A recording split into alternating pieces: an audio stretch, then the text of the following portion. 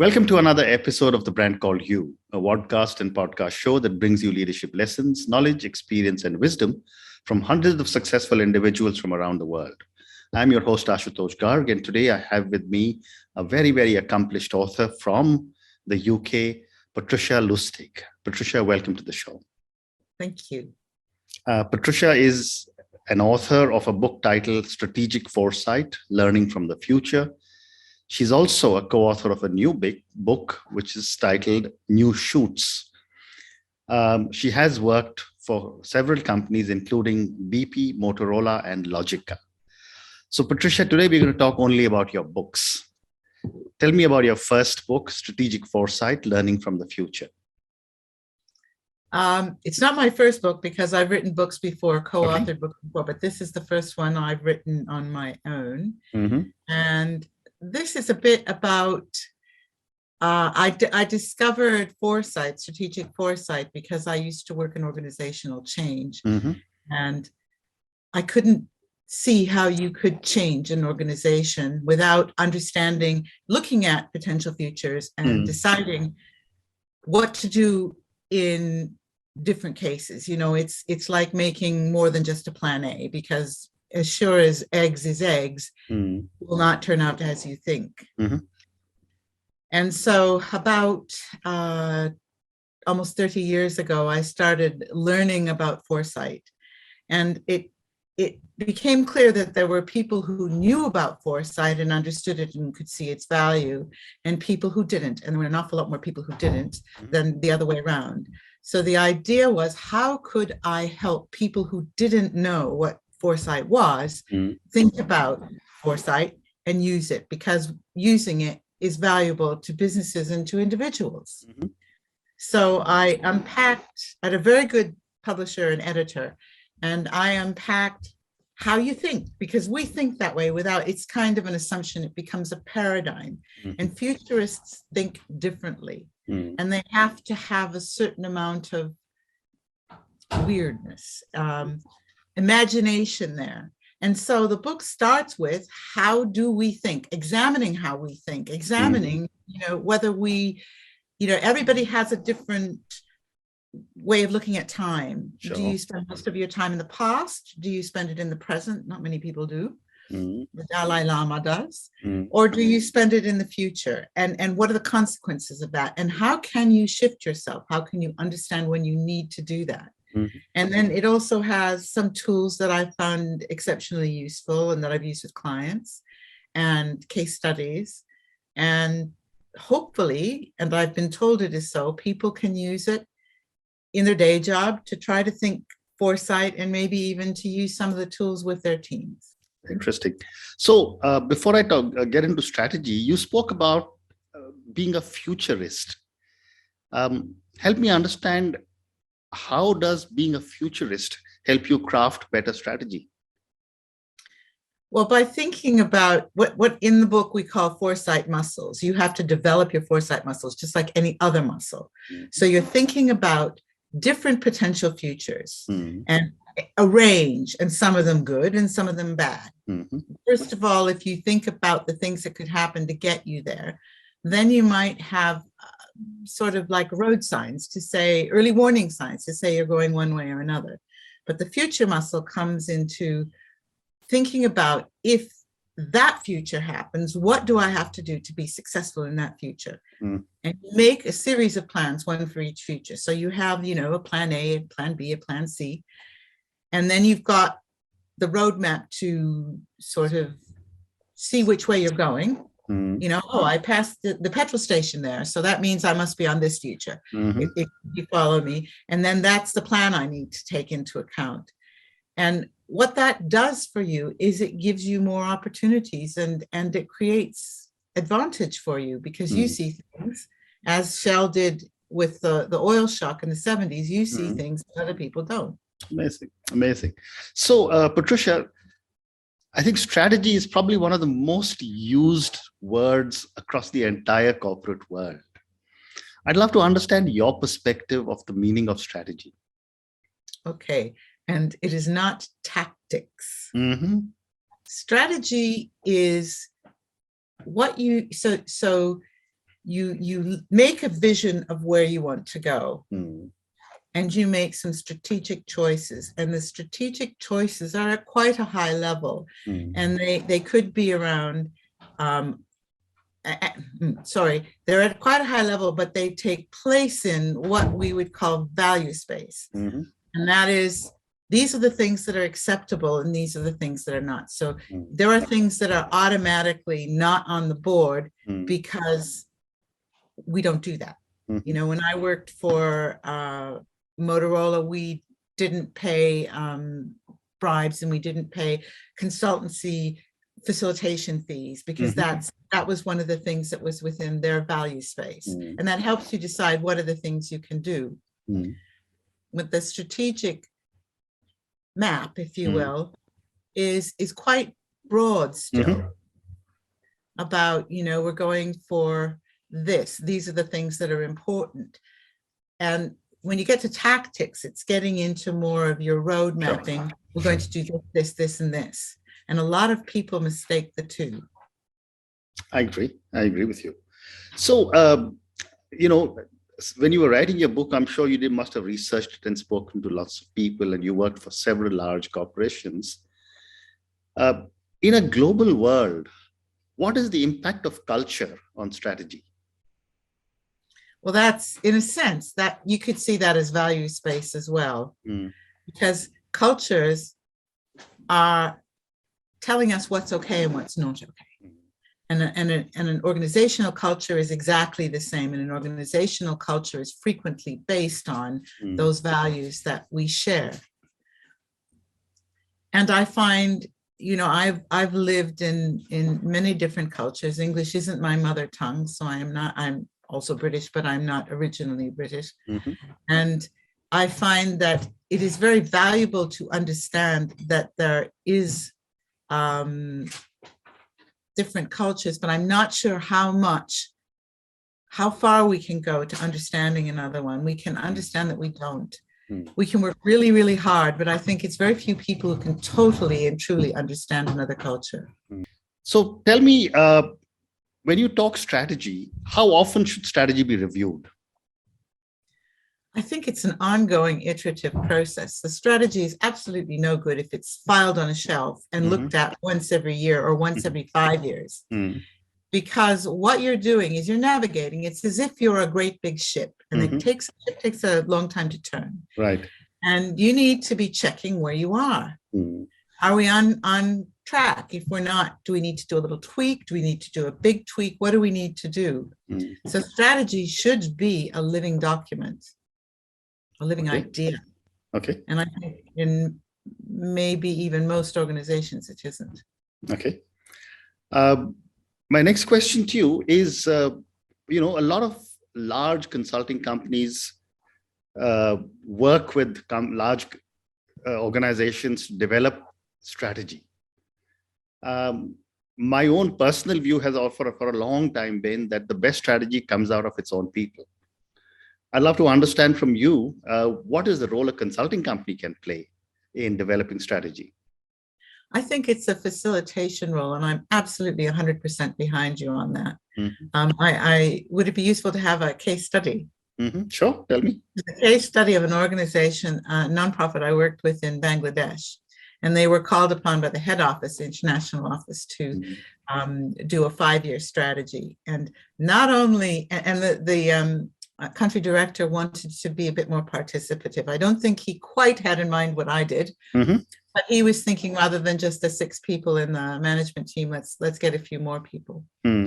Because it was strategy, and because it was a not-for-profit that had people, stakeholders, lots of stakeholders, we got people from all the stakeholder groups into the room to create the strategy. There were about 65 people, which was, this is more than 20 years ago. That was really way out there. Okay.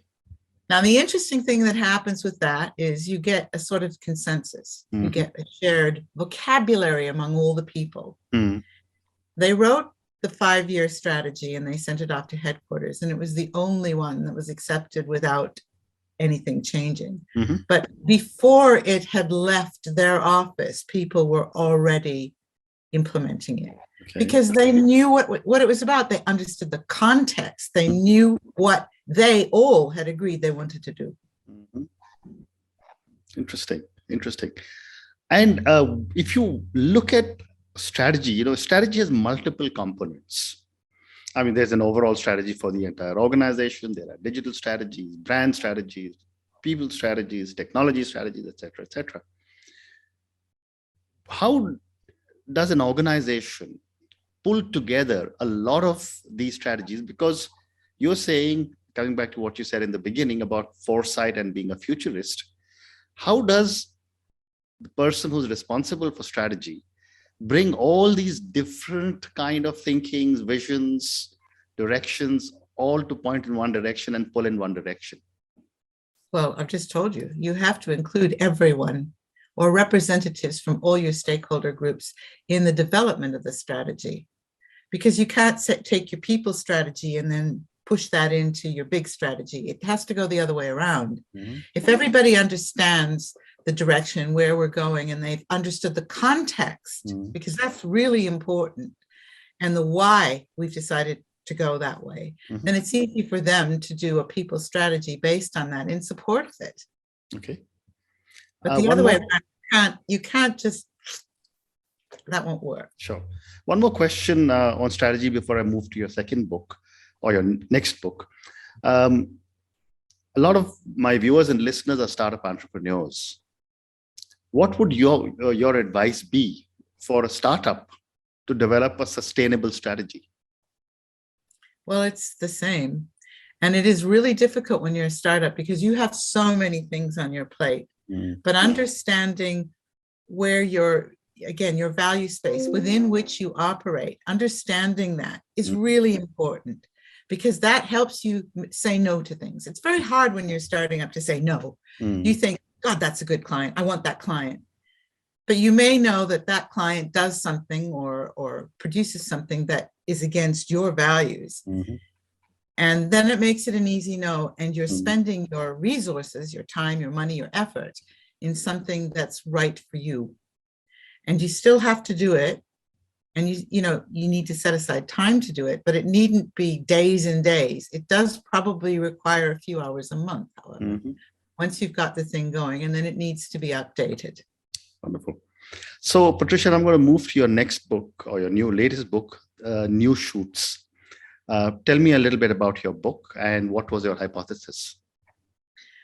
Well, it's much the same as the previous book in the sense that I think the world is in great need of good decisions, and decisions that are good now, mm-hmm. and good in the future.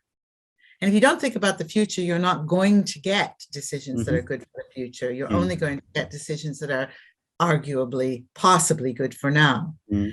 And my co-author Jill Ringland and I, we are both at the stage that we want to leave a legacy. We want to make it easy for people to make better decisions. So what we did is we started doing the research for this book called New Shoots, and that was looking at a range of trends that were everywhere. So they were kind of worldwide trends, and explaining them to people. And we finished the book in the beginning of 2020, and COVID hit. Mm-hmm. And then we had, we went down, we had to rewrite everything. And we decided that actually we were looking at something different, because there is an awful lot of good things, many, many good things happening. Mm-hmm. And what we see and hear is doom and gloom, because that's what sells newspapers and that's what sells medias and gets clicks.